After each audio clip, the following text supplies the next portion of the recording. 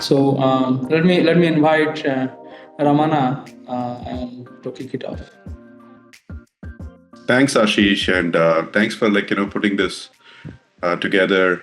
You've invited some of the best and brightest in the field, and this is a very important research area for us. So thank you for organizing this and bringing all the most relevant research to bear. And with that, I'd like to welcome all our viewers.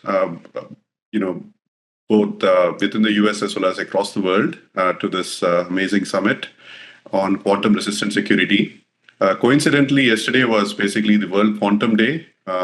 We were celebrating 100 plus years of the invention of quantum mechanics, or discovery of quantum mechanics, I should say. And it is an amazing recognition of 100 plus years of the word quantum and its existence. So it's pretty cool. So, while I think most of the discussions and trends are around AI, quantum is this emerging technology trend, and it's amazing to see two major technology trends play out in really one decade, and that's actually very rare. So quantum is actually while most people are talking about AI, I think quantum is just around the corner, and it's going to be probably another maybe in the next 5 years you will see a quantum chat GPT moment, if you will.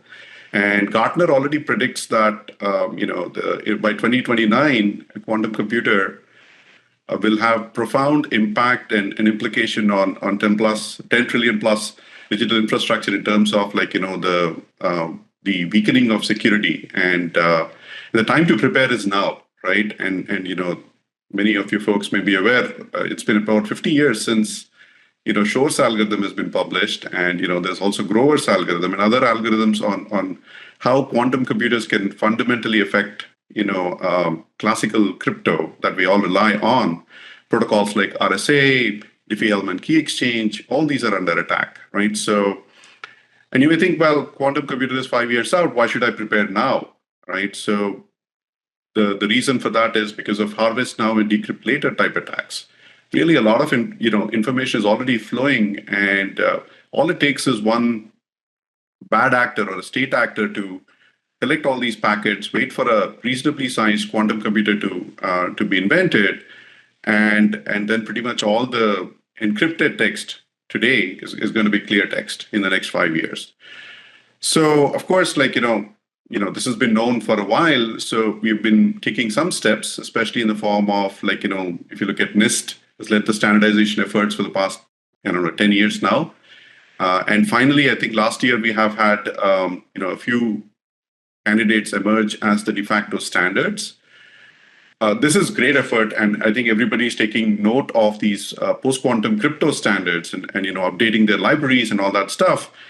But that by itself is actually not sufficient, really, because PQC can still be broken. Post-quantum crypto can still be broken. Just because we have not found a quantum algorithm that can break the standardized quantum post-quantum crypto libraries, that doesn't mean it cannot be broken. There's no provable guarantees. In addition, there's also several security protocols identity-based encryption, homomorphic encryptions, other things don't have PQC counterparts. So we still have a lot of room to invent here and secure our infrastructure. In addition, it's not just the protocol, but also the implementation that matters, right? So, people talk about crypto agility, which is basically as we discover new vulnerabilities, we need to be in a position where we can swap these libraries and enhance the key sizes and stuff like that. And it shouldn't disrupt your infrastructure. It shouldn't be a forklift upgrade of your infrastructure to go from one crypto to another crypto. So crypto agility is something that is extremely important, and we should strive for that. There's a lot of stuff. I mean, PQC, post-quantum crypto standardization is great, but it's really just the beginning of at least I would say decade-long plus journey towards really making sure that our digital infrastructure is quantum ready. At least that's my take on things, and I'm happy to. Or I'm excited to actually hear what researchers in this field who have been working in this area for, I don't know, 5+ years, 10+ years. I'm really excited to listen to their insights and see how we can collectively really secure the 10 trillion plus digital infrastructure that we all rely on today. Without further ado, I think I'd hand it back to Ashish to maybe introduce the speakers and kick off the summit. Thank you so much, Ramana, for the introductory remarks, and it is indeed the timing is correct. And let's start. Go to Professor Cristina Nita-Rotaru to take us through her work in this field. The title of her talk is Fingerprinting Implementations of Cryptographic Primitives and Protocols that Use Post-Quantum Algorithms. Professor Cristina Nita-Rotaru is a professor of computer science in the Khoury College of Computer Science at Northeastern University. Prior to joining Northeastern, she was a faculty in the Department of Computer Science at Purdue University. Her research lies at the intersection of information security, distributed systems, and computer networks. Thank you so much, Cristina, for joining us. Over to you. Thank you very much, Ashish. Thank you very much, Ramana, for this invitation. As you can see, the title of my talk is a little bit changed, but I am going to talk. I'm also going to touch on the problem that Ashish mentioned. And so for the duration of the talk, I'm probably going to use quantum resistem and post-quantum interchangeable. I do think that quantum resistem better captures what we're trying to achieve. So let's start. We all know, right? Secure communication defined as the problem. Most people in cryptography, they like very much to start with two well-known characters. One is Alice in this picture, played by Alice, and then we have Bob, played by SpongeBob, and together, right, they want to communicate securely over a network where we have an adversary. And today we do have solutions for this problem, how to establish a secure and authenticated communication protocol, and we have standards for this, such as TLS or QUIC. And for these protocols, the security is guaranteed by cryptographic primitives, such as digital signatures or Diffie-Hellman key agreement, that they assume computationally bounded adversaries.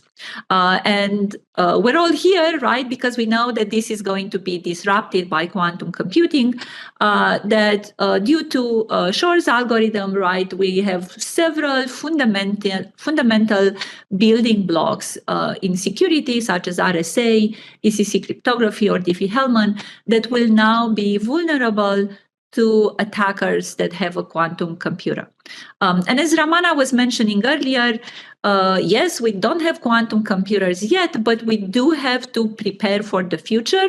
We have to prepare for the fact that an attacker can harvest now data to decrypt it later once such a quantum computer will become available. So what's kind of the state of the affairs?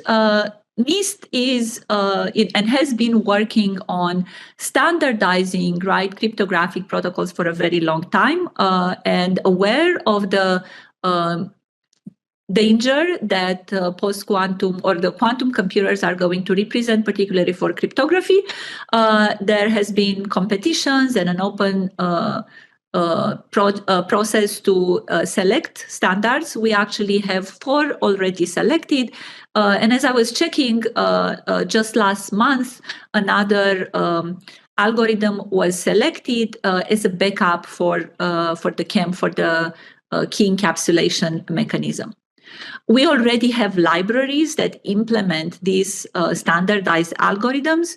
And in the network security domain, we already have implementations of well-known protocols that support hybrid solutions. So these hybrid solutions basically include, in addition to the Diffie-Hellman key agreement, also sharing a key that it's not computed with Diffie-Hellman. For example, TLS already has several drafts going towards standardization of the hybrid TLS. But in spite, right, like these standards are just the beginning. In fact, there are lots of issues ahead. For example, we will need, to think about what are the implications of the PKI and have a PKI infrastructure that will allow us, right, to really support these algorithms at scale. And we do have several standards, so we have to think about what the impact on interoperability is going to be if different industries decide to adopt different algorithms. And of course, there's going to be a transition period, and we have to also think about interoperability with respect to backwards compatibility. But especially, I think there's going to be an increased complexity, right? If we're looking, for example, at hybrid schemes, that combine traditional cryptography and quantum resistant algorithms, they are going to have more complex code. And we all know that with increased complexity comes increased vulnerability.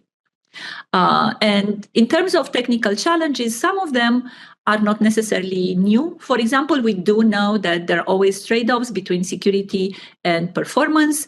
But I think quantum resistance algorithms, they do have more computational requirements. They have larger key sizes, higher bandwidth. And it's very important to set up these parameters right.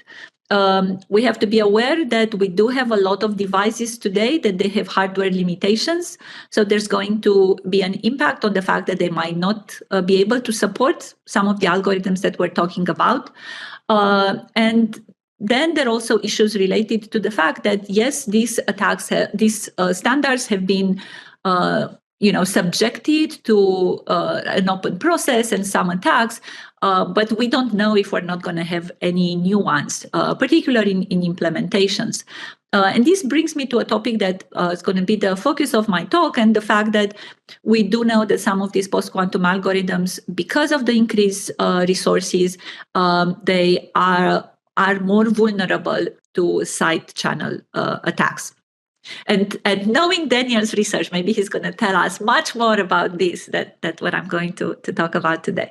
But what I thought about doing in this talk is first to tell you a story about some work that we've done a few years ago, and how we started by being very excited about implementing and evaluating some quantum resistant scheme. And in the process, we actually discovered the side channel. So this is more like a cautionary tale in terms of to be very aware of things that might show up as we're looking at transitioning towards a quantum resistant world and implementing and deploying systems.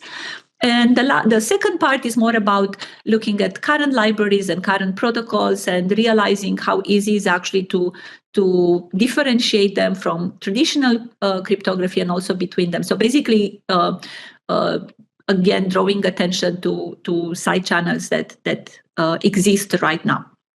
So first, let me start it with the first part of the talk, right? So looking at adversaries that they're not computational, right? Beyond computationally, the truth is that in security, we've had schemes like that developed before. And I'm sure that many people are familiar with secret sharing, which provides information theoretical security, and which allows, given a secret, if you split the secret in n shares, then you can have k share being sufficient to reconstruct the secret, but k-1 not sufficient.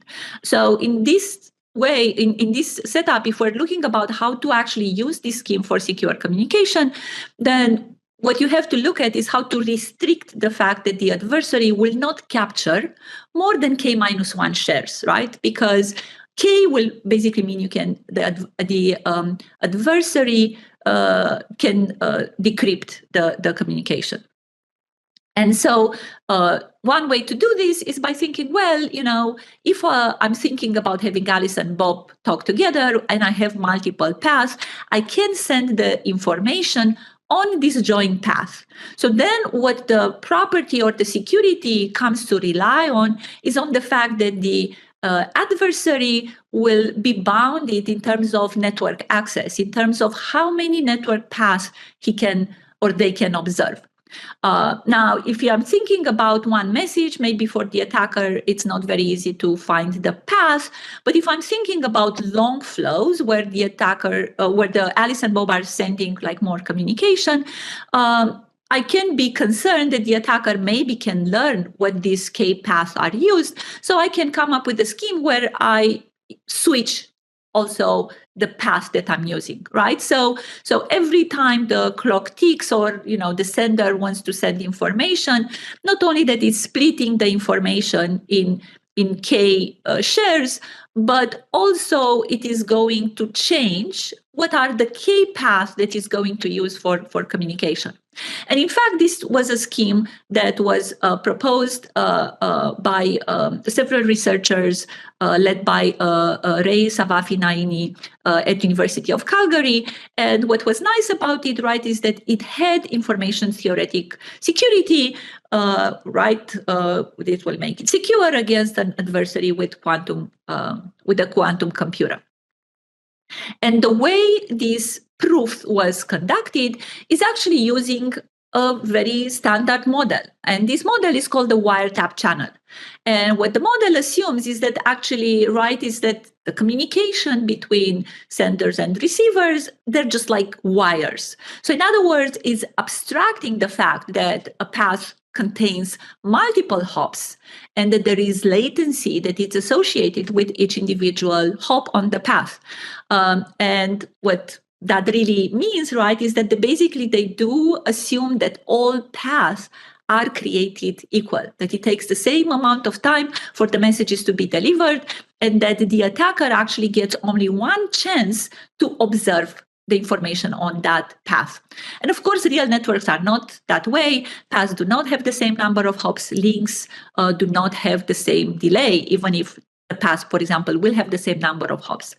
And when we started this work, actually, I work in network security. I'm not a cryptographer, but I work with cryptographers and I do use cryptographic primitives.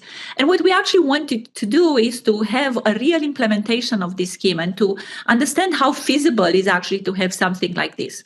And when we started doing the implementation, we had the testbed based on SDN. We were looking at SDN as a way to implement this. And we were just doing some measurements. We were kind of trying to understand what happens. And what I'm showing in this graph is that we were looking to see how many paths were active at any single point in time where we have these, parties communicating. And in this setup, our K was 5. So which basically means is that we expected that we should have 5 paths active. And if you see in this graph that I'm showing here, we actually see that at many points in time, we have more than 5 paths active. What that really means is that the packets linger longer in the network, creating this side channel. So we call this side channel network data remnants, inspired by data remnants from storage systems. And then we wanted to study, right, just because we observe the side channel, it's not very clear that an attacker can actually break the system, right, and can find the secrets. And in fact, the scheme, when it was proved, considered several attacker models that they're listed here on the right. And all these attacker models, they actually had to do with did the attacker know what was the timing or the frequency with which the path will be switched, right? And it was just a matter, is the switching time for the attacker independent from that of the system user, or the attackers actually are completely synchronized? And these were actually things for which the security proof was provided. Now, in our case right now, what we're looking is that the attacker actually has this capability to capture, right, the packets at nodes. And what actually an attacker can listen to at most K nodes simultaneously, right? We want to capture the fact that the paths have multiple hops, and we capture this by looking at the nodes. So now the attacker can choose K nodes. And we wanted to see, can the attacker exploit this side channel? And we came up with 3 attacks. The first one is really just a very basic baseline. It's where we're just saying is that the attacker can select any K nodes from all the nodes on all the paths. But the ones that actually it's interesting, it's the second one, which we call it NDR plan, from network data remanence plan. And here what happens is that the attacker actually follows shares as they travel along the path in the network. So basically it's going to start with k nodes randomly selected at distance 1 from the sender, and then moving to distance 2 and so on. And the optimization basically, which is the last one, it's going just to check to see for the attacker to check if it has all the shares. And if it has all the shares, then he can just start from the beginning on other paths. We did some theoretical analysis. So for example, here I'm just showing some simulations. The short version is that we looked at different path lengths. The total number of paths was 10 because it matched our testing environment. So we wanted to match the analysis with the real experiments. And what we are plotting is the probability of data recovery. And the short version is that if this lines is going up, that is not good, because it means that the attacker is able to recover, decrypt, right, more data. And obviously, as the path is longer, which is the fourth graph with ellipse 6, the having a longer path definitely exposes right the data to being captured for the attacker more. We also did a real implementation using SDN, and in this case, our experiments were run with Mininet, and they confirm what we observed with what we plotted with our analysis.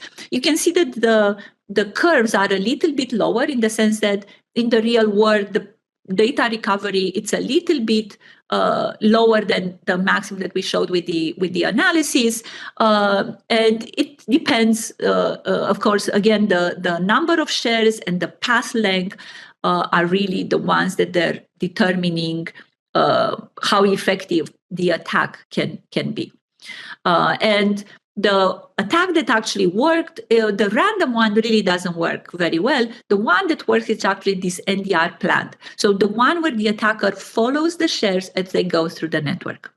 And of course, we wanted to see if it's possible to somehow add some mitigation techniques. We still wanted to stay in this information theoretical space, which basically means that we were restricted to either using more disjoint paths or using the same k-path repeatedly, and we chose the second approach. So basically what we chose is to code more, to have more shares, but now these shares are going to be distributed both in space, which means on this k-path, but also in time, right? So we're going to have actually for the same message, now we are actually going to split it not only in k shares, we're actually going to create H sets of k shares. And then when we're sending these sets of shares, again, we are changing the path. So that's why we get these distributions both again on space and on time. And this H is something that you can control. In most of our experiments, we configured H to be 2, right? Which basically just 2 shares. And in these graphs, I'm showing what I showed before, the probability of data recovery for different path lengths and for different k shares, where the items that they're highlighted with blue, it's where they're in pairs with the graphs that are just next to them, before them. And basically showing, you can see that the first column, you have, for example, the purple lines going up, that is like the most effective attack. And then we can see that when we are deploying this technique, it actually is quite a useful mitigation in terms of the attacker not being able to recover the data. But of course, this comes to a price, and I want to show you that there is a big input on good put, right? Is that because coding more, that means you are just sending more data to actually in the end have meaningful data. So that's kind of the first part of the talk. And again, the summary and the conclusion is that we have to be very, very careful of how the models when they prove security, what assumptions are they making, and how those assumptions are going to be met in practice. And I just want to emphasize again that this scheme was not proved under some obscure model that, the authors just made some assumption that other people were not using. This was a well-known model that everybody was using actually to prove these schemes. So with this, let me just hopefully I have a few more minutes left to switch to the second part. And I want to talk a little bit about current implementations of quantum resistant libraries and protocols. So moving from theory to practice, right, is like all these standards and all these drafts that exist. When we started doing this work, and this is work that we actually did with collaborators here from Cisco, Ashish Kundu and Ramana Kompella, is that we were actually surprised to see how many libraries already existed. Several of them are provided by industry. So Circle, for example, is provided by Cloudflare. There are libraries provided by Microsoft, by Amazon, and they operate under different systems, Ubuntu, macOS, Windows, and most of them are written in C and or Go. Also, in terms of protocols, TLS, SSH, QUIC, OpenID Connect, OpenVPN are just a few that we immediately observed. There are also proprietary protocols that like Apple's protocols that also support right now quantum resistant protocols. Most of them, actually, what they do is that they're just focusing on the key. I haven't seen too many actually going and replacing the digital signatures. So they're just really including an additional key to the Diffie-Hellman. And when it comes down to quantum resistant primitives versus cryptographic primitives, we do know that they require more computational resources. We also know that they haven't been studied as extensively as others, and we do know that they can introduce these side channels attacks. So the questions that we wanted to ask in our research were the following. First, is it possible to distinguish between a classical and a quantum resistant algorithm implementation, right? It's like just looking at some implementations, can you tell this is classical, this is post-quantum, looking at all the libraries that I mentioned before? Or if I give you a library, is it possible to distinguish between different quantum resistant algorithm, their implementation? Is it possible to distinguish between the same algorithm but implemented across different libraries?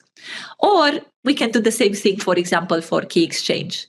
And with respect to network protocols, if I give you a connection, can you tell me if this connection is using a key exchange algorithm that it's a classical or it's a QR?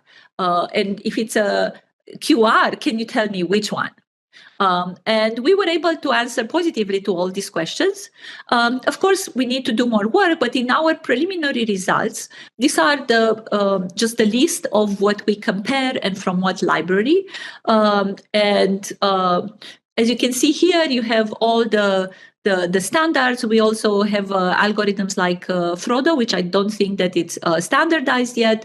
I don't know if Scikit standardized, and with different key sizes and so on, right? So everything where we could get some comparison because they were supported by different libraries.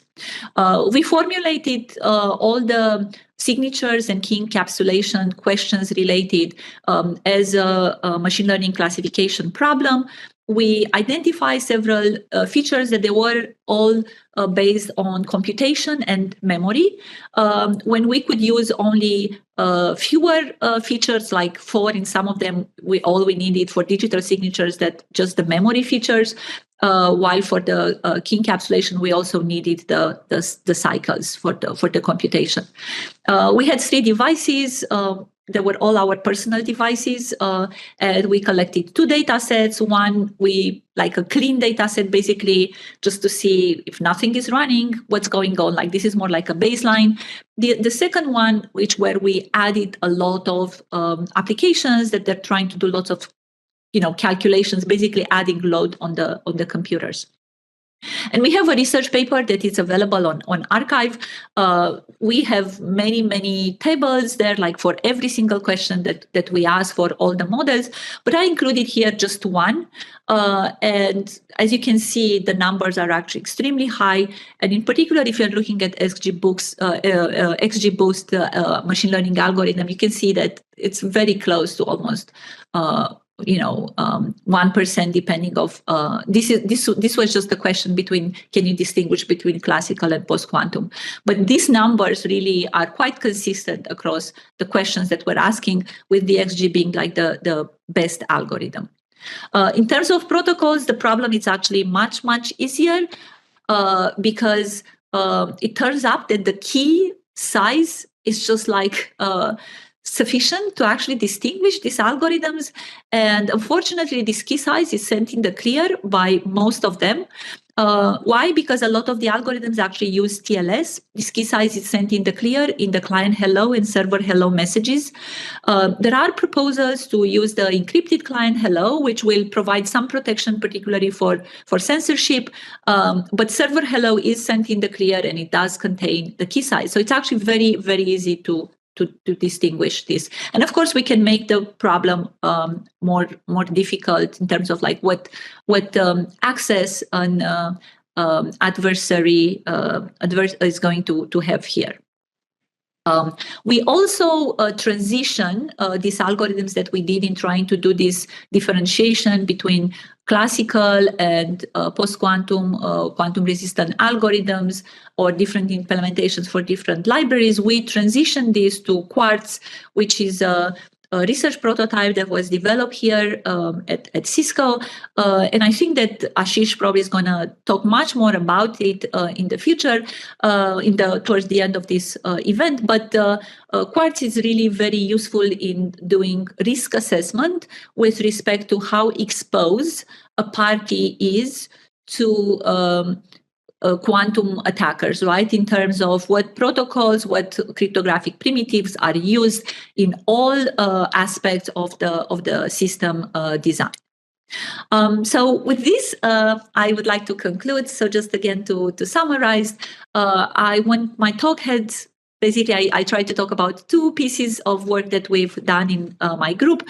The first one, trying to draw attention to the fact that theoretical models don't always match. They do have to make assumptions. They do have to create abstractions, but we have to be very careful of how those abstractions are going to translate into the real world when we are going to implement this system. So in particular, I talked about a system where the side channel really came down to the fact that the network path do not have the same length and the same latency. The second part of the talk, I was just looking more at implementation of quantum-resistant algorithms and how easily, because of their higher computation and memory footprint, how easy it is actually to figure out immediately what algorithms are used and so on. And I will stop here, just mentioning that again, this obviously this is the work of many people and students and collaborators, and everything that I talked about today is covered in the 3 papers that they're listed here. They're all publicly available, and if anybody has any questions, I will be happy to answer them now or later during the panel. Thank you. Thank you so much, Cristina. This was a very nice talk on a couple of different topics. So if there are any questions, please post them on the chat here, and we'll get it to the PI or the speaker. I have a couple of questions on each of the topic. One question is, there is one question is not mine, somebody else has posted. If quantum resistance were to be widely adopted, what would be the impact on public or private bandwidth requirements? Example given, is there enough bandwidth at the moment? Yeah, so there are some other application. I try to stay focused on secure communication, but I'm actually doing some other work looking at the impact, for example, on distributed ledger blockchain-based applications, because there, right, is that everything that needs to be signed and all the blocks, all the components of the ledger are continuously sent over the network. So there, I think that the impact is much, much bigger. In terms of PKI, I don't know. I don't expect that impact to be so big. I'll have to think a little bit about it. We continuously, right, have tried to improve how we're sending updates about certificates and so on. Just recently, I think that a few weeks ago, I've seen some very nice efforts from Mozilla, for example. But there are applications that, because they are sending a lot of information, and that information contains all these, it has to contain all these signatures, I think that they will be impacted. And I think that blockchains are probably the ones that come first to my mind.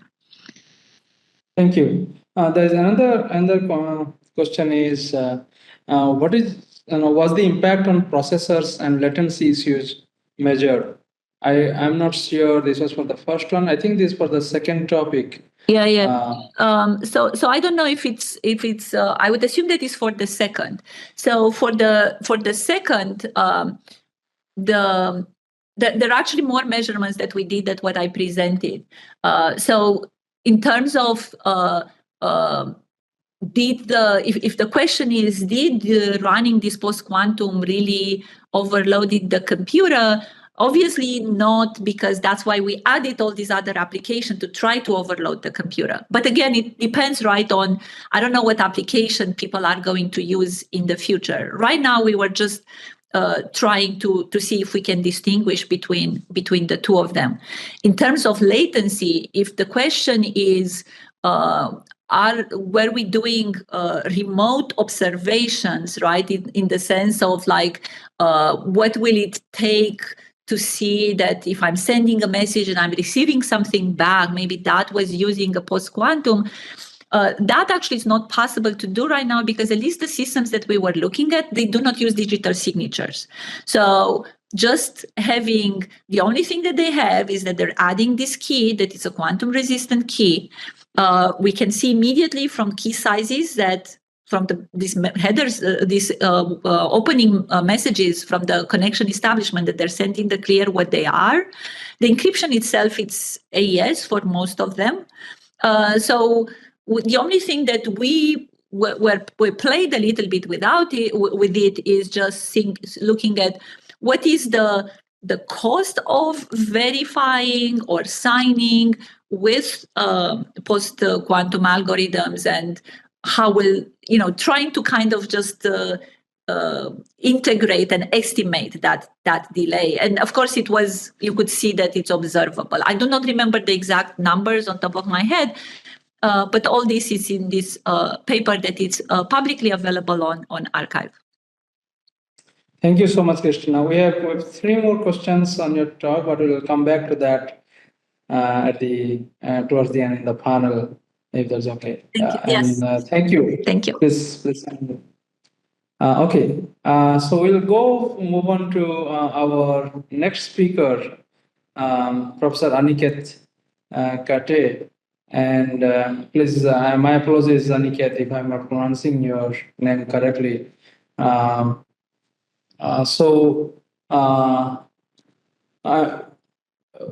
Professor Aniket Kate is an associate professor at Purdue University, the Department of Computer Science. He is also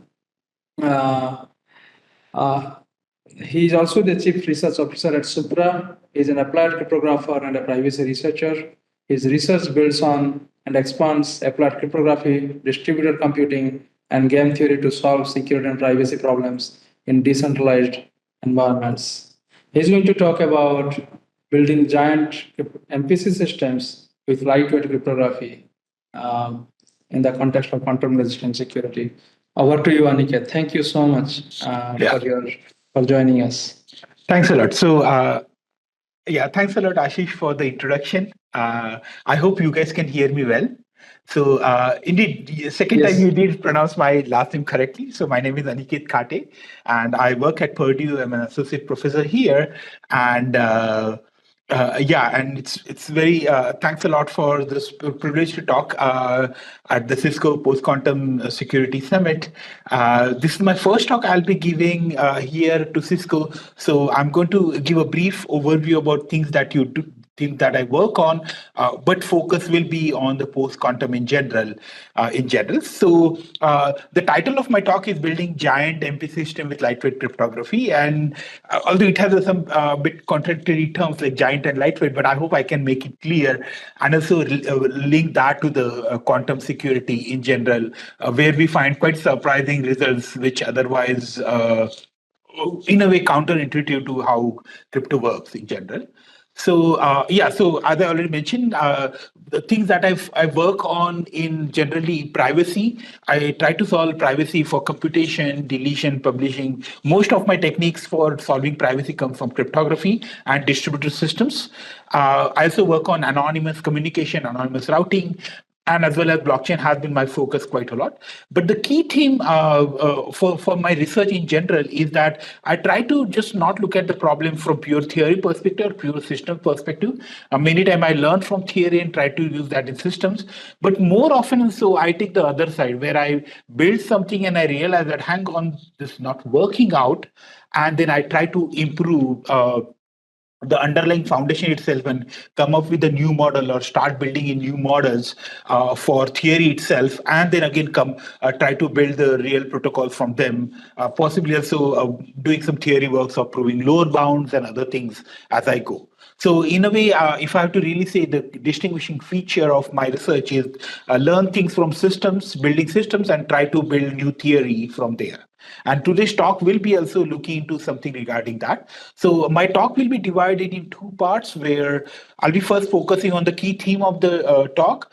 And then in the end, based on my conversation with Ashish, I realized that there are some things which can be interesting to Cisco. So I have included a couple of slides about my work on anonymous communication as well, that I'll be touching in the end. Okay, I won't be able to see hand raise or whatsoever, so but I assume that Ashish is collecting questions and then we can discuss them in the end. So I look forward to get your questions.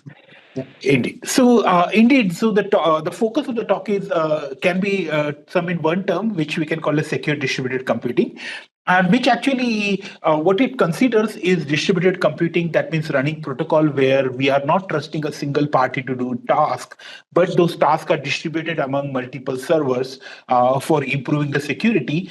But in a traditional distributed systems, confidentiality security is not always present.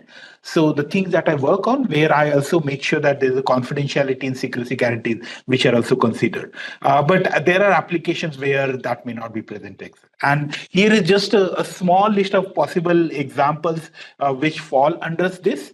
This is by no means exhaustive list, but these do include interesting primitives which are in this domain and share with each other some features. Some of them are primitive for the others and stuff like that, such as verifiable secret sharing is a common primitive across all the different mechanisms.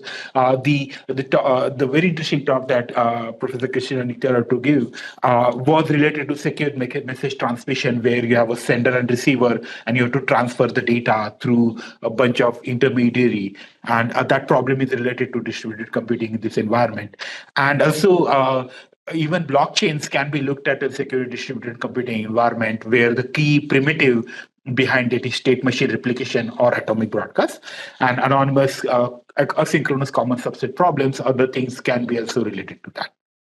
So that's the thing. Focus for my talk will be on multi-party computation, but I'll touch upon other primitives such as the random beacon protocol as well in my talk, related to post-quantum security as well as efficiency in general. So to start with the setting that will be focusing most of the talk will be that we're assuming asynchronous message delivery. That means that we don't know any known bounds where the messages are going to take to deliver from the sender to receiver. The traditional, many of the cryptographic protocols are built using what is known as bounded synchrony assumption. But if you want high performance, low latency protocols, we cannot actually set up those bounds good enough to make sure that the protocol have liveness, and safety in such an environment efficiently. And that's the reason we want this asynchronous message delivery, which we find to be good enough. We'll assume that we have secure channel available, secure and authoritative communication channel available between parties. And the assumption there will be in the form of some post-quantum secure SSL and TLS version, which are already getting built. We will have such channels available to us. And the typical decentralization level that we're looking at can be upward of 100. It's not that we're working with 2 or 3 nodes, but we expect that we want systems that can tolerate up to hundreds of the nodes or even more. And that's a scale that we'll be looking for. And in such a setting, when we have asynchronous communication channel, most of the protocol that we consider have a fault tolerance of 1/3 of the malicious node. And that's what we'll be working, at least the premise of this talk. But there are interesting models in that space, which I'll be happy to explore if there are interest in there as well. So once we do that, if we take the problem of secure multi-party computation, which is a problem where there are n parties with their input, and we want to compute a function securely, which means that only the function output is known eventually, but none of the information about input get known, is a very primitive with a 45 year of history into the literature. And there are 2 typical ways to build this protocol. One is more we call it unconditional security or information theoretic security. That means we are building these protocols using just coding ideas from coding theory, and typically we expect the perfect security or information theoretic security or statistical security for such protocols. But the key drawback of these primitives has been that they have a huge additive communication overhead, which can be more than easily even n raised to 5 or something for even simplest of the primitive. But for multi-party computation, that's the problem of taking input from parties and securely computing an output. That number is n raised to 40. So even for n is equal to 10, you can see that this additive overhead is so much that we just can't make the system work in practice, no matter how good of a network that is available to us.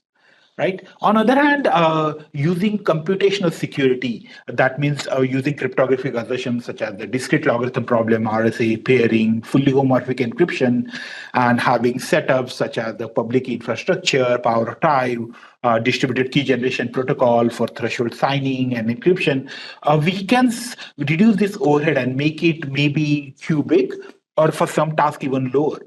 However, each of these tasks, because these are public key cryptographic operations, typically takes 1 millisecond. For some of the tasks, such as pairing, it can be even 10 times more than that. And given that, although in terms of the communication complexity, these protocols are quite good, but once we bring the computation into the picture, they just can't scale unless we really buy a huge machine which significant computation power and lot of parallelization. So just to give idea, many systems that are built for computational security, they still can't scale for more than n is equal to 20, 30, even when they're using really big machines with 64 virtual CPUs or even more than that in general. So that just shows there is an interesting gap here which is present. So if you see here, the traditional viewpoint in general looking at these things is that when we go for this unconditional secure distributed computing protocol, it's just complete theory because communication is huge. Research effort is typically works on reducing communication complexity of computational security protocols and reduce the number of rounds that you required for a fully homomorphic encryption or FHE is just non-interactive, but that's the idea. And typical computation overhead is not a first order concern, at least when the papers are written. But as I already mentioned, the experiments are quite restricted in that space. And the question that need to be asked that can't we just do better with the machines that we got rather than keep getting better and better machines and deal with this computation cost? And what we observe here is that the key aspect is indeed this cost can be quite significant overhead that can introduce, because cloud cost, if you do this task regularly, are certainly not small. There can be just inherent limit that we just won't be able to do the task efficiently, and there'll be a huge latency overhead that can be with it. And basically, better machines, if we consider in cloud infrastructure, typically also come with a better communication infrastructure, and that we're typically ignoring when we are going for such protocols. So the interesting question is that I want to really start thinking that maybe many of the protocols, we use their computation environment, but we are ignoring the communication capability that's available to them. And can we really do that from that? And the first thing in that respect, I actually observed in my own research from 2019, where we built a multi-party computation protocol in the asynchronous setting, and we did not have we did not have the best of the property, but it was one of the first protocols that built in that space. But we made a very interesting observation when we built anonymous broadcast protocol over here. We had two protocols there. One was really low on the round complexity. For example, it's called power mix. It only had 2 rounds. Communication complexity also was very low, only linear in the number of parties n. The only thing was the compute complexity that was huge, which was actually n plus k square, where k is the number of parties that we want anonymity for. So that's the size of my shuffle. And we had another protocol which had logarithmic log square key rounds, much more communication complexity, but reduced compute cost of only n multiplied with log square n k. And what we observed that in all our experiment, the protocol which had many more round and more communication complexity win significantly over our compute protocol that was more on compute heavy. And that was a bit of surprise to me as well. And it really get me thinking that how can we deal with this computation versus communication trade-off in this environment? Can we have better solution which actually utilizes both computation and communication in a most accurate fashion? And that's where the today's talk will be start building on, where what we'll be using is that it's not that we're working in an information theory setting. We will assume that we have access to what we'll call as lightweight cryptographic primitive. That means hash functions, which will be modeled as random oracles, and the secure channels, and basically symmetric key cryptography that secure channels come with, and nothing more. No signatures, no PKI. And the immediate disadvantage of that is that we do not have this nice cryptographic additive homomorphic property that comes with much of this cryptography. So that makes things challenging. But the key thing I want to really bring that I'm showing in this table over here is that these hash operations are easily 2 to 3 times order of magnitude cheaper. In terms of the compute time, you can see it goes from 70 microsecond to 0.7 microsecond. And in fact, if you use hardware-assisted MAX, or basically where we use AES to build hash and MAX, the performance further improves to close to 4 times. So our idea is to use these lightweight cryptographic primitives to get still guarantees which are in the computational domain. But our compute should not become now a bottleneck when we apply this particular kind of environment. So that's the environment that we'll be working on. And the very interesting fact, closely related to this particular theme of our seminar, is that assuming that we can model hash functions as a quantum random oracle model, we can get post-quantum security for all these protocols. In fact, it could be possible to prove security of these protocols even going beyond the random oracle model, but this indeed offers a very efficient proof systems with our current knowledge. So that's although I put here the cherry on top, but that can be a huge advantage when we start building post-quantum secure protocol from 5 years from now or something like that. All right. So what we observe, and what I'll try to do now for the next 5 to 10 minutes so is to pick some different example protocols and see what kind of improvement that we observe when we start building those protocols. And I'm going to start with the asynchronous multi-party computation problem, right? So unconditional secure protocol, as I already mentioned, has a huge overhead of this n raised to 14. And this is a paper from, this is one of the latest paper from Crypto 2024. And the question that we asked that can we do better with lightweight cryptography? And what we observe is actually a concretely efficient protocol with lightweight cryptography is possible.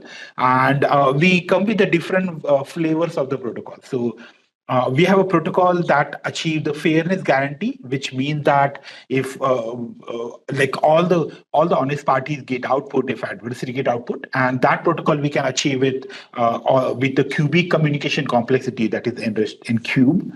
And even when we want to make sure the protocol always finish, that is known as guaranteed output delivery or GOD property, we have protocol that just had one additional factor in the communication.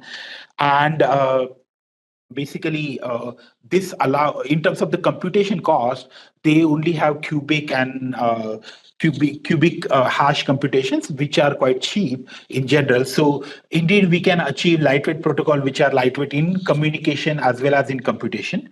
And in fact we have implemented this protocol. So if you have seen the slide that I sent, they do not have the numbers I'm projecting on the right hand side, because indeed we managed to get this number for the CCS submission that we made today morning at 8 a.m. But we have managed to, for example, run this protocol and basically our fair MPC protocol. And we see that, let's say, when we have a shuffle, anonymous broadcast that we want to run for 256 messages, we can manage that in the less than 4 seconds for n is equal to 14. For more numbers, I'll be happy to share with you later. But the key problem is, as compared to the state of the art, this is 41 time reduction in terms of the latency. So that do show the power of picking right primitives and start working from on there onwards. Okay, this last year we in fact come up with the first protocol that we work in such an environment, which is a hash rand, or it's a random beacon protocol, which again uses hash functions as we considered. And in this work, what we work on, building what is known as random beacon. So that means we want to keep on generating this beacon, which is uniformly random and can be used for all different applications. And the typical idea is that either you can rely on the NIST beacon protocol, but you do not know the security model there or stuff like that. But in general, these models can also become a single point of failure. In fact, NIST beacon itself was down in some incidents. And to make sure that we have reliability of availability of such beacon protocol, the one idea is to distribute this process itself. And that's where the distributed random protocols comes in picture. Random beacon protocol comes in picture, where we want to make sure that the beacons are always available, the system is always live, and as well as it should not be possible for an adversary which has up to 1/3 node. They should not be able to bias the randomness, as well as the randomness should not be available to them before the time. That's unpredictability property. And there obviously exists protocol in the pre-quantum world we can also, and they are providing a good solution. For example, DRAND is one prominent example that's used in blockchain space by some companies. But what we observe is that we can actually build a complete protocol just using hash functions as a primitive.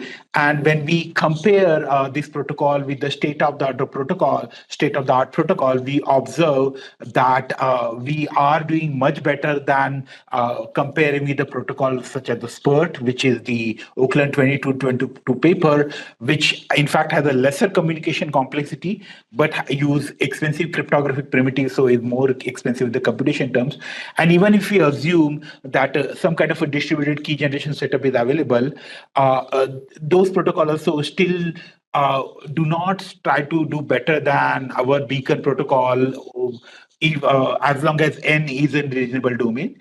And all these distributed key generation based systems only work in pre-quantum world. So if we today we want a random become protocol in the post-quantum world, HashRand example that we worked on is the state-of-the-art example. And in fact, I was happy to see that when people create posts regarding how they're going to build protocols for random beacons, they do cite HashRand as a key example in that space when it's come to the beacon protocol. Another thing that I want to briefly touch upon is what is known as the dynamic proactive secret sharing protocol. So this is a work that is currently under submission, where we pick a primitive which can be interesting. So that's the reason I included. So let me spend 1 minute to explain the primitive. So what is this dynamic proactive secret sharing primitive? Where idea is that we have a committee that is holding a secret for you in a secret shared fashion. But because this share the hold on the long-term level, what may happen that some of the nodes may drop, or the whole committee may change from let's say 1, 2, 3, 4 to 4, 5, 6, 7. And the question that we ask is that can we have mechanisms available so that for such a dynamically ever-changing committee, we can keep secrets shared among these things. So this is the problem which is known as dynamic proactive secret sharing problem. And although here I'm showing that the number of parties as well as number of bad parties remain the same, that's not a requirement at all. The number of parties can increase or reduce, and so is the case for the number of malicious parties in the system, and still the system security is maintained in this particular setting. And there again, the state-of-the-art protocols such as Cobra or Long-Live Honey Badger MPC, these protocols use expensive cryptographic operations such as verifiable encryption, and we observe that our lightweight protocols are actually easily doing around 4 times better in terms of the latency, and as well as generating lots of such shared, managing lots of those shared secrets in a very efficient fashion, again, while providing post-quantum security. So I'm not going through my protocol details. I'll be more than happy to talk to those who are interested on a one-on-one call. My idea is to give that we observe that this lightweight cryptography primitive is a very potent idea, and we are able to observe that it can be applicable in many different distributed cryptographic protocols, and that's what we have done in these set of works. Now I want to use my last 5 minutes to talk about anonymous routing or anonymous message communication, and kind of work that I've done in that, again with post-quantum security in mind. And RPM work that I worked on for, which was a paper that appeared in PETS 2023, is basically a multi-party computation protocol that provides robust anonymity at scale, so that we can shuffle the messages from when the number of users are in thousands. Where if I'm to shuffle anonymized messages from thousands of users, we can do that. But what can be interesting to a place like Cisco is that I had an interesting work called Organ, which are organizational anonymity with low latency. And this is a very interesting mechanism that we build upon, and a paper based on that appeared in PETS 2022, where we work on this model that I'm trying to show on the right-hand side, where we assume that we want to provide anonymity for these users, the 5 users that I'm showing there. They don't know each other. They are just sitting in an organization, or they just are going to attend a conference. Okay, and there is a one relay node which we trust only for liveness. So that relay node is present over there, and there are some guard nodes or some outside nodes available which only are there at the setup time, and their only task is to share keys with these organizer nodes. This happens completely asynchronously, so users can do that when they're at home, when they connect to these guard nodes and they obtain their keys.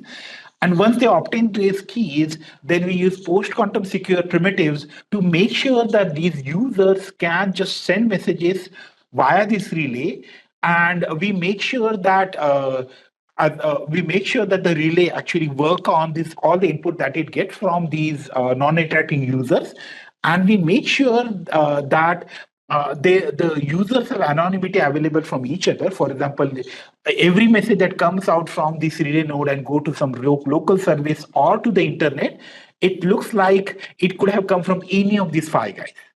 So that's kind of organizational network level anonymity that we offer from this mechanism.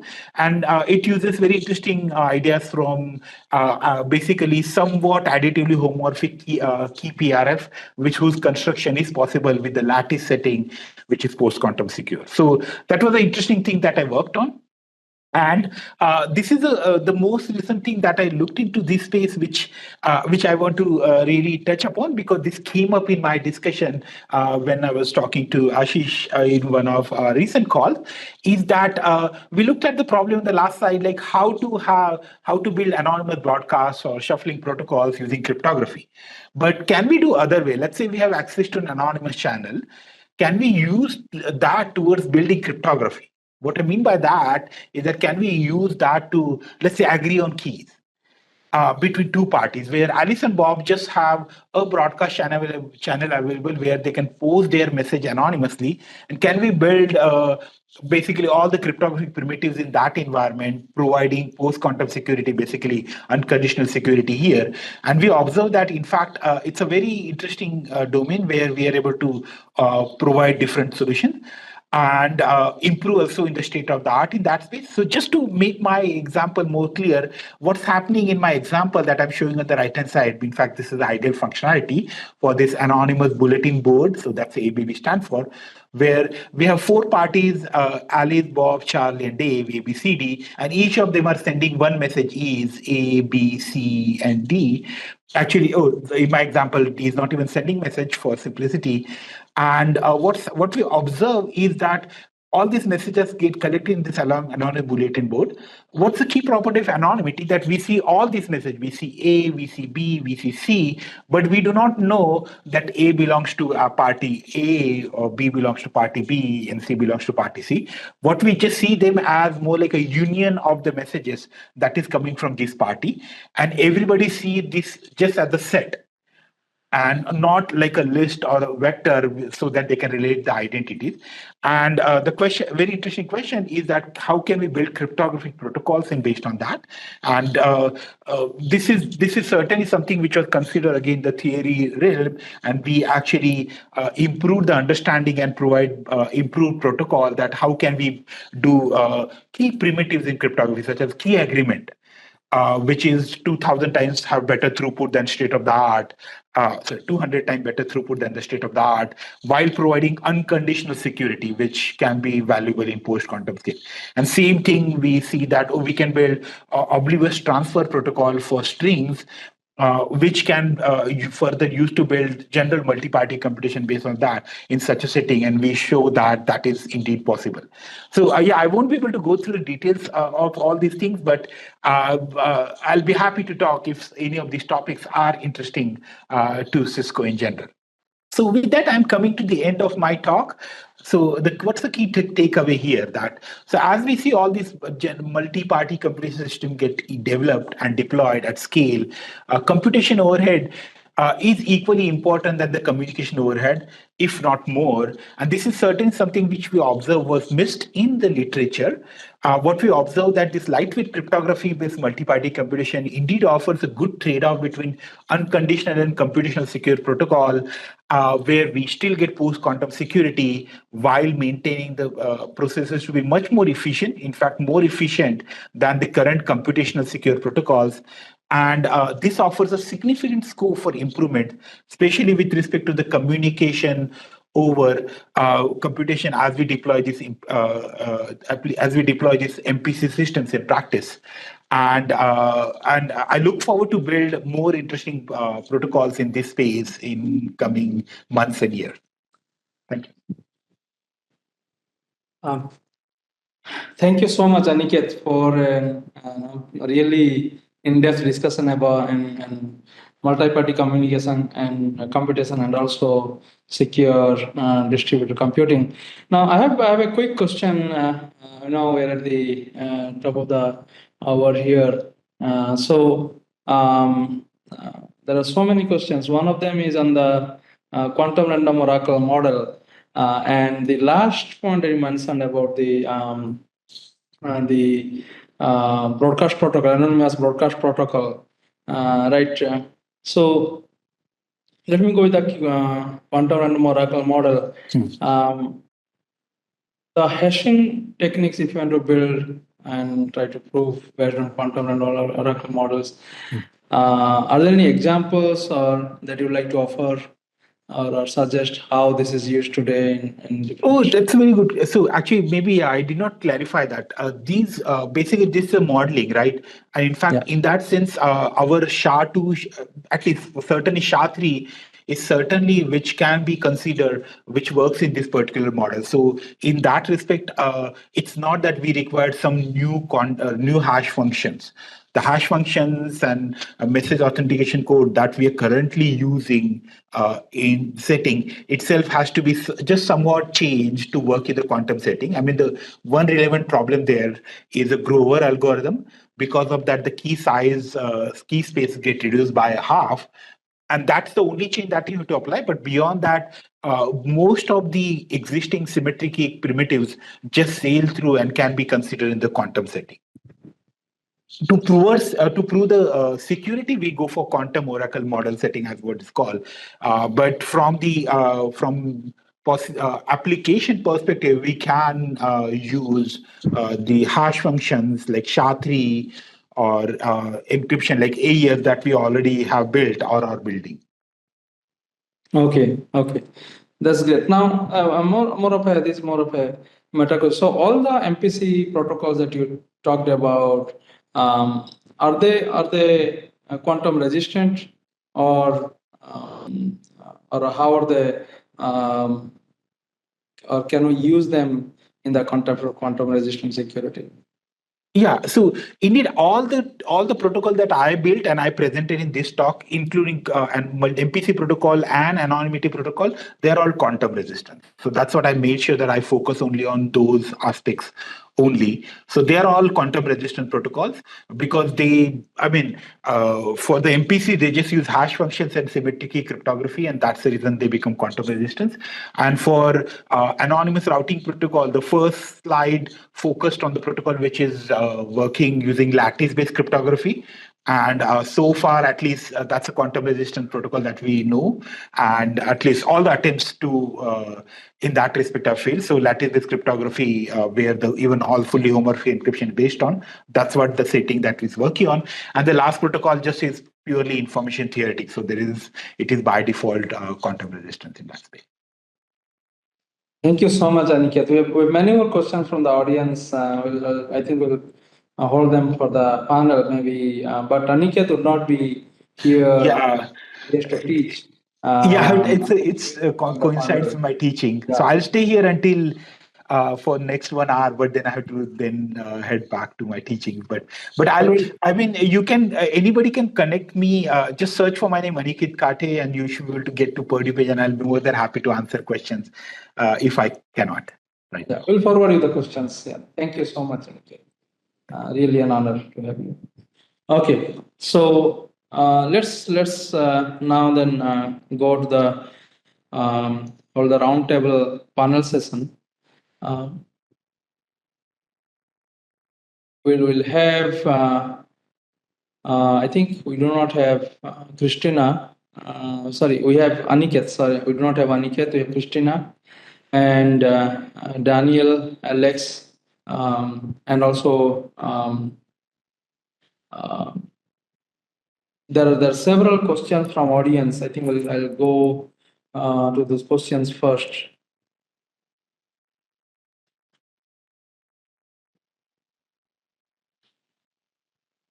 A second. I'm opening up this. Okay, so there was a question at the beginning when Ramana kicked off the summit that could not agree more. I'm wondering if you have recommendations on what courses one can take to get deeper on quantum. I see basic introduction courses, but not.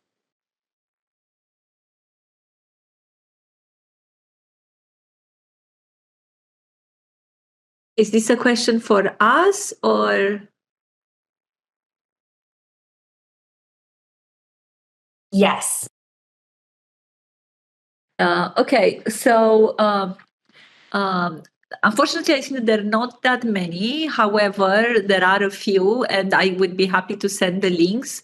For example, I recommend to my students a course at MIT that I found very useful, and I can send you the link later. Thank you. Thanks, Christian. So I have one more question. I have several questions also for each of you, but maybe I'll go one after another, unless there are questions directly coming from audience right now. And of course, the presenters can also have a discussion like to have. I did want to real quick mention the BIU Winter School on Cryptography from 2012 had some really good lectures that got me past the hump of understanding learning with errors when I was first getting into it. So I could not recommend them anymore. The Bar-Ilan University Winter School 2012. Thank you. Thanks, Alex. Okay. Okay, so Christina, for you and for all of you, the one of the questions is, what is a post-quantum signature? And yeah, let's go with that. I don't understand the question. So I think it was asked with respect to the. If I have a favorite one, or I don't understand the question. If Daniel or Alex understand the question, please. I think I understand the question. So a post-quantum signature scheme is the same as a non-post-quantum digital signature scheme, with the caveat that a quantum computer cannot pretend to be the signer. Oh no, I understood that the question that you ask Ashish, what is my post-quantum signature? And that's why I was like, I thought it was just what was a post-quantum signature, right? Yeah. Was that the question? Yeah, Sorry so it's the same as a digital signature, just where a quantum computer cannot impersonate the original signer. Yeah, of course. Well, and I think it's not only about impersonation. There are all kinds of other attacks that we have on signatures. But ultimately, you want unforgeability, but there are different definitions of what that means. Yeah. Right. Okay. Thank you. So, but there's a next question is on might be a silly question, but does quantum resistant mean resistant to quantum in general or resistant to the current quantum chips? That's an interesting one. I believe that it should be quantum in general, because the current quantum chips are so noisy that you only need a very small number of bits in quantum safety right now to be safe from existing quantum chips. But that hopefully will change as the error rates on qubits reduces. But sorry, Krishna, please go. Yeah, by the way, I just wanted to say that I put in the chat the two links to courses that my students found useful, and one is at CMU and the other one is at MIT. So feel free, like I don't see the question, so feel free to share these links with the audience afterwards. Sure. Thanks, Christina. I'm going to share it with the chat. Okay. On this question about whether it is quantum in general or resistant to current quantum chips, I think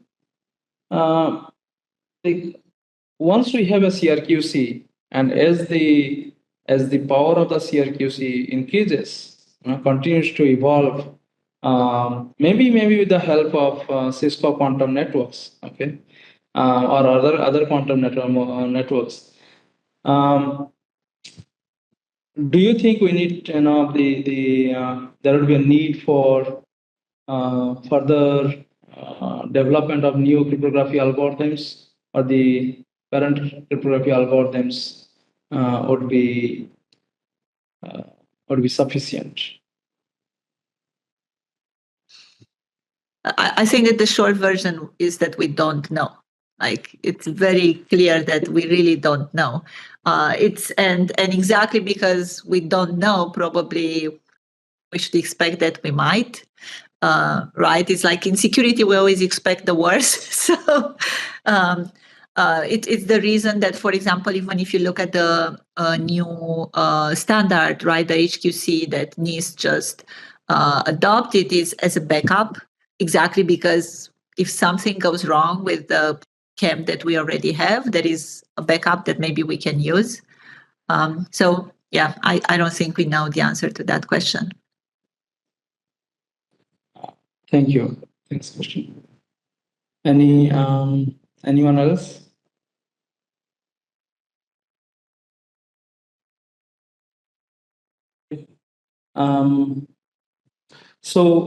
Daniel, there was a question, right after your talk. Of course, that was before Alex's talk. So the question was, what does Rowhammer have to do with quantum resistant security, or PQC? I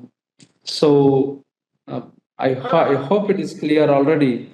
Fair enough, right? But for as long as post-quantum algorithms run on classical computers, until we replace our classical computers with post-quantum computers that are on our desktops, for as long as post-quantum algorithms run on classical computers, these algorithms will eat bit flips and other shenanigans that classical computers keep.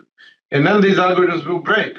And unfortunately, when they break in a really nasty way, which is significantly worse than the classical algorithms. So now that we are replacing the stack, how about we standardize for something that doesn't completely fall apart in the presence of computer shenanigans? That is basically the connection. So, if I may actually chime in, right? So Daniel, I think I was actually having a side chat with Ashish exactly on this topic, right? So maybe I just want to add a little bit of color to this.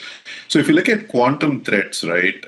Of course, if you can't trust the nodes, and if you can get into the node, forget about network, quantum resistant networking or quantum resistant protocols and stuff like that, right?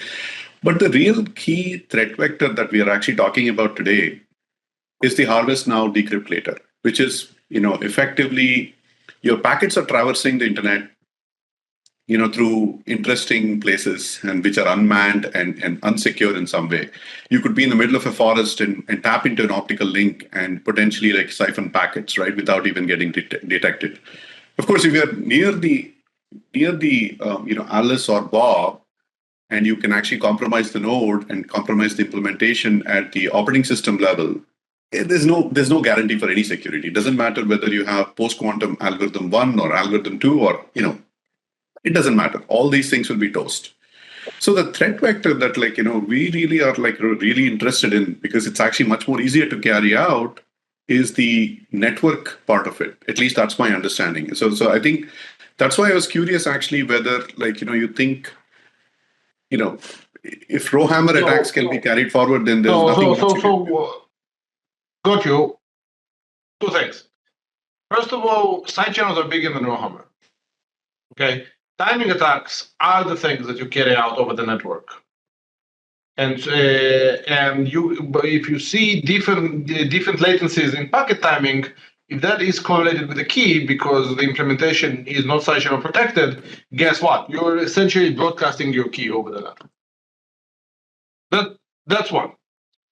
And side channels are significantly bigger than Rowhammer. We just talked about Rowhammer here, but there's an entire field of study called timing attacks. That's one. Two, let's say, so I agree with you that there is a network threat, but there is also a systems threat, because otherwise you might as well say, well, let's just run DOS 3.3 that has no separation from anything on all our hardware and be done with it. Now, the minute that you start accepting that computers don't don't execute programs always faithfully, then you need to start worrying about what happens if it didn't. So let's look at the RSA example, at RSA, for example, right? Let's say that something didn't go quite right. Well, it's dangerous because I'm going to factor the 2 primes out of the public key and get your key. Okay, great. I mean, not great, but like fine. But the result is garbage. And the unit test that decrypts the thing on the other side starts screaming, something fails, the result is absolute garbage. You might want to reconsider your actions here, something went wrong. You also lost your key in the process, but at least you know, right? So it can go worse. Post-quantum algorithms, the key is backdoored, it still encrypts and decrypts. So decryption is a valid way of getting your message out of the ciphertext. So the YOT passes. There is also this other way, which means that I can recover the message from the ciphertext without seeing the key as a network adversary. You don't know about it. From your perspective, system works, YOT passes, everything acts as intended. Great, right? You see nothing except until something blows up, too little, too late. No. I agree with you. I think look, there are all threats. Okay, so there is always, like, when you look at it end to end, right? There is all types of threat vectors. I guess my biggest question, maybe just to put things in perspective, right, is, especially the topic of the summit is quantum resistant security. I'm really trying to figure out if you were to actually break down the quantum threat, right, part of it. The quantum threat is mostly talked about in the context of harvest now, decrypt later, right, which is basically around the network part of it. But what you're talking about is actually more on the end host, side of the equation, where you can actually carry out this. But in addition to that, you, I think, mentioning side channel attacks, which are these timing attacks. Mm-hmm. Okay, between the two possibilities, right, side channel attacks versus, like, the usage of a quantum computer, which is probably 5 to 10 years out, which one is actually a more imminent or more dangerous? So careful, right? So you're solving one and creating another. So you're deprecating all the classical cryptographic implementations that are hardened because you're worried about quantum computers. And we should do that because, God damn it, for how long are we going to be using 70s crypto? But by doing that process, you are effectively opening that other door, which is all the side channels that are now coming back up, because the implementations that you're using are not hardened, and nobody even understands how to harden them. And not only that, they're even more fragile than those that you're deprecating. Okay, that's a fair point. I think that's the important thing that I wanted to tease out here. So maybe this goes back to what I was initially thinking about, right? This whole crypto agility as a concept needs to be like, really embraced across the board, right? Yes. Because new threats will be continuously discovered, new algorithms are continuously, like, posted. So if your infrastructure is not crypto agile, then you can't keep up with like, all these. Careful again, right? But if your infrastructure is crypto agile, and let's say that you change cryptographic implementations like SOCs every day, right? Who made sure that those cryptographic implementations are hardened against computer shenanigans? Fair. And if they're not, then you're solving one problem, the problem that causes you to change SOCs every day, right? But you're opening the door for all the other problems because your implementations are not mature. Side channels can be viewed as a way to maturify implementations. And what we're trying to point out is that you really do need this, because crypto agility is going to happen. Post-quantum crypto is going to happen. You're not going to get stuck in RSA, ECDSA, and Diffie-Hellman. All this is going to change. The whole stack is changing. It's becoming more fragile, and nobody's trying to actually maturify it. But if I can interject, I think it's also a little bit more than that. I think we're also moving from an environment. If you think about how we're operating right now, right? We had only one hash function for standard for how many years? It was broken and we were still using it because there was no other that was standardized, right? We're looking at all our key exchanges, Diffie-Hellman, whatever, ephemeral, you sign it, you don't sign it, but it was just the same one. And if you look at, again, like how we operated, is everybody was like, don't implement your own crypto. You never implement your own crypto because the chance of getting it right is very, very small. So we all relied on very few algorithms implemented by very few libraries. And I think that moving to this environment where we're saying we're going to have all this agility, where suddenly we're changing all the algorithms and all the key sizes, and we're going to have so many libraries in which we have so little oversight, in a sense. I agree with Daniel that who's going to make them right, but I think it's going to be the crypto agility for me. It's another attack vector. And I know that people are looking at it as a solution, but we have to be very, very careful with that. It's just going to make things even more complicated. And then as an embedded systems engineer by training, I'm less concerned about harvest now, decrypt later. I'm more worried about firmware goes out now and is broken on critical infrastructure 5 years from now because we can't update the firmware. Those are the ones that I'm very concerned about, which means I'm trying to break as many right now as I possibly can get my hands on in as many ways as we can, so that way the ones that do go out are less likely to make things explode. Yep. By the way, to wrap full circle around it, yes, you can do Rowhammer with the network. It's called NetHammer or Throwhammer, and yes, it does work. So Daniel, now to add to this exciting discussion, Rowhammer attacks, as you mentioned in your slides, are also, we can break RSA. We can extract RSA private keys within what? How many hours? Or 72 minutes or something of that sort. RSA? Yeah, Dude, faster than you can hit enter.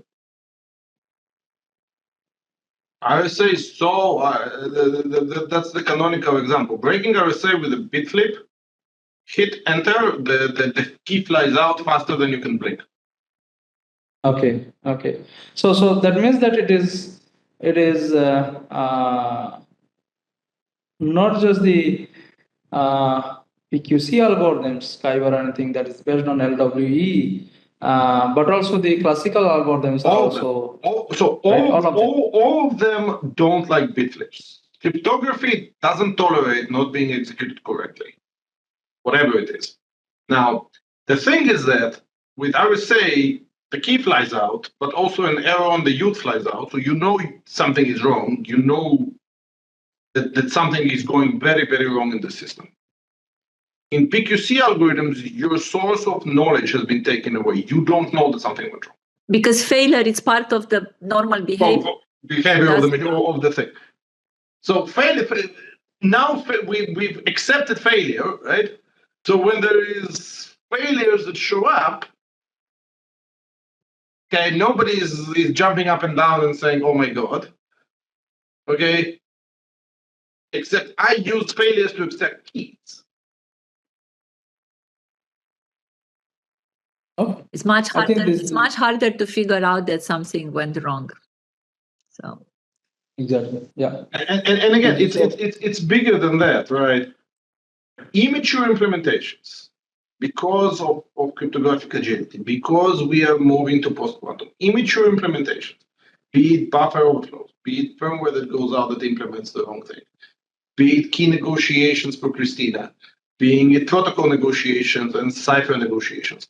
All of this has to be handled with care, because you're worried about this magical quantum computer that is going to harvest everything and then decrypt it 20 years down the line.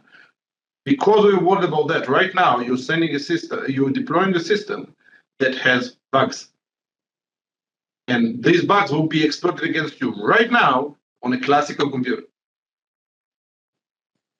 Yeah, I agree with that statement that this is really something to be worried, because again, we're moving from using a few libraries, a few systems, a few protocols that were very well understood, including their vulnerabilities. And libraries like OpenSSL has been vetted for over 30 years, 35 years. I started using it when I was in grad school, and we still find problems in it, right? And so that I think it's something to worry about. I agree. So there are so there are a couple of questions that come from the audience from the panel. One of them is, what is your best guesstimate on when RSA encryption will be broken by quantum computers? E.g., how soon do we need to implement PQ? It's like how soon there will be a CRQC. It's not how soon you need to implement PQ. So the answer is that it's years out. Okay, from a point, getting a quantum computer that I'm gonna, set this machine up in my office, hook up an RJ45 connector, hit enter on some keyboard, and messages are gonna fly out of RSA, years out, maybe a decade. Okay, great. How long does it take you to get a crypto stack that you understand, that you vetted, and has no bugs? Multiple decades. So if you start now, you might catch it. Probably not already.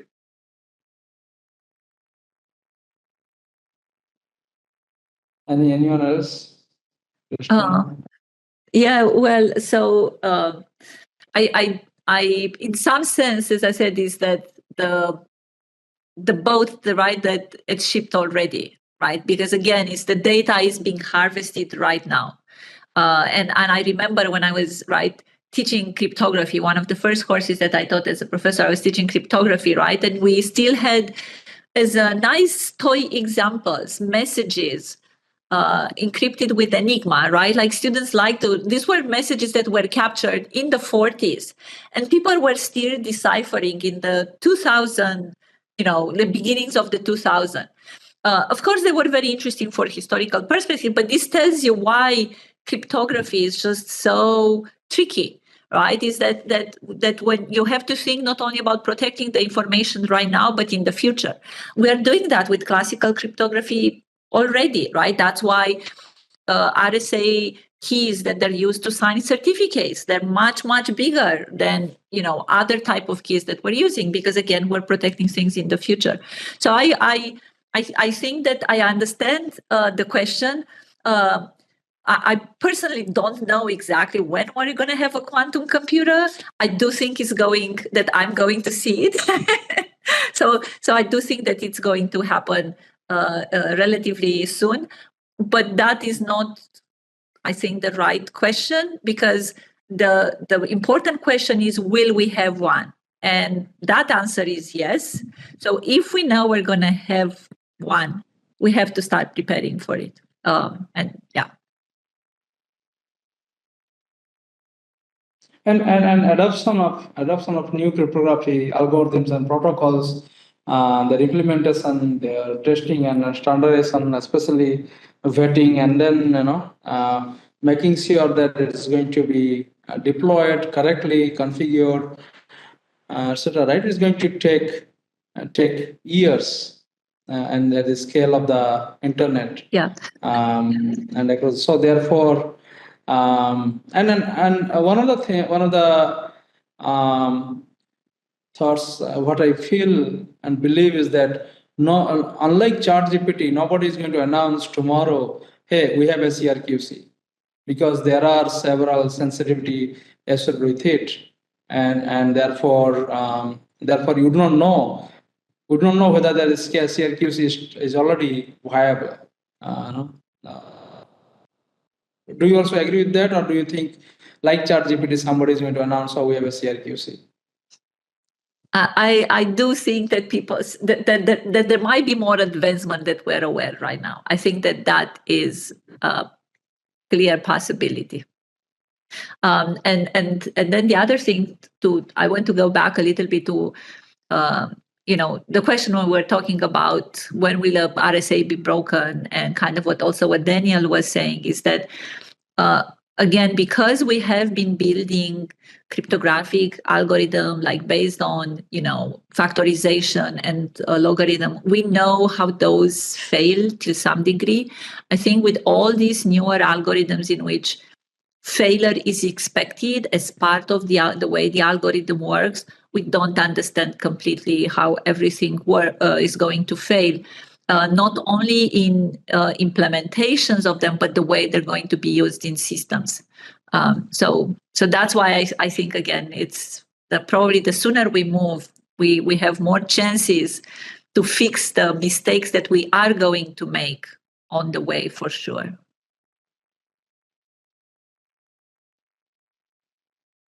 Okay. Any other questions before I have a couple of quick questions that we have, like especially we'll start with Cristina. It was for Cristina, but sure. Then all of you please go ahead and chime in. So we saw a bunch of information regarding larger key sizes and mitigating with path splitting, mitigations path splitting. We also saw some discussion about detections for power consumption.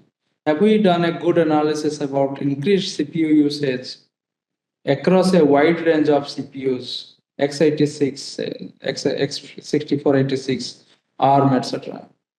So Krishna, the question is, you saw several things in the talk, but have we done a good analysis about increased CPU usage? Yeah, so I think that we probably should do much more measurements in that aspect. But I think that the first part of the question was really about the key share, right? The splitting the keys. I think was more about the multipath, like splitting the keys and using multipath to communicate securely. The two parts of the talk, they're actually very distinct. So if the question is about just doing more, like how much we do know that the larger key sizes impact the power consumption. We didn't measure the power consumption, but we did measure, and we saw like a big difference in the cycles. So we can translate that, and we should probably also measure the power. But that is something that definitely, I think it's another side channel there. Okay, I think we're at the top of the hour, almost just 25 seconds remaining. Any final thoughts from each of you? I'd like to hear on quantum resistant security and PQC. So maybe I can start since so I think that I would probably start with two things. First, I think it's great that Cisco is working very hard on this and is organizing these kind of events because it's very important that all of us in computer science, in technology, even if we don't work in quantum computing, we actually do get information and educated in this aspect. I tell all my students is that it doesn't matter that you don't work in security. You should take a cryptography class because it does impact your everyday life. You need to understand how these systems work. And as a computer scientist, you need to know about this. There is no excuse. So I think that would be like my first thing. It's good for all of us to learn. I think that this creates new opportunities also for collaboration from fields that are not necessarily always related to security. There are, and these kind of synergies, I think, always have benefits. And then maybe the other thing that I would say is kind of what I was trying to say in my talk, is that having the standards is great, but from having them to actually having systems that use them, it's a very long path. And we should be aware that at every step, unfortunately, the attacker has to succeed once, right? And so it's much harder to build secure system than to attack them. Thank you. Thanks a lot, Cristina. So we're almost past the hour, but maybe quick thoughts from Daniel and Alex.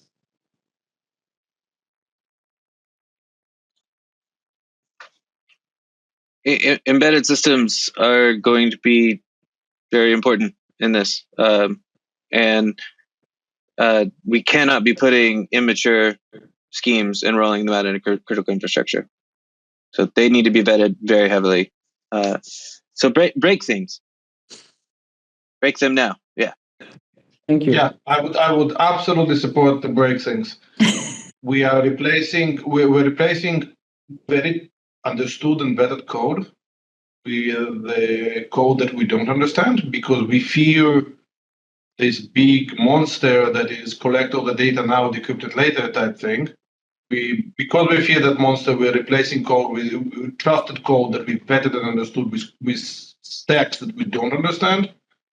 Let's not forget that by replacing things with things that are less vetted, we're opening and potentially even bigger and a door that is applicable right now, which is all the attacks against software and crypto that are not that now come back, and that we don't understand how these attacks look on post-quantum crypto. Thank you so much, Daniel. Ramana, please, last. No, I think all the insightful comments have already been talked about. Like so it's been great having Cristina and Alex and Daniel and Aniket and listening to all their thoughts around post quantum crypto. It's always a journey, right? So nothing is like like Cristina mentioned, SSL has been around for 20 years and 30 years and people still discover bugs, right? So this is a journey, and we should always tread carefully around. I think it's always a fork in the road, right? You have currently something working out, and then you're trying to fork and say, I want to implement something new. Always, it's a trade-off between what's your most likely threat vector, right? And what are you guarding against, and what do you lose in the process? And the trade-off is really the crucial takeaway from all of this. And it's I don't want people to be worried. And security is always this it's a little bit of a it's always an arms race, right? There's always attackers. There's always people people trying to guard against these attacks and so on and so forth. But I think just because you hear that something is insecure doesn't necessarily mean you're worried about it. I mean, you just have to take that with a pinch of salt and figure out, if I were to replace this and make this switch, right, am I getting better or am I getting worse? And that's actually the key takeaway from all of this, in my opinion. With that, I know we're probably way above, and I think time to wrap up. But thank you so much, all the presenters as well as Ashish, for putting together this very insightful summit. Thank you for the viewers for tuning in as well. Thank you. Thank you so much, Ramana and everyone. Cristina, Alex, Daniel, and Aniket, whom we missed, and also our colleagues Carla and Kim and Ronnie, who helped this summit organized and recorded. Thank you so much.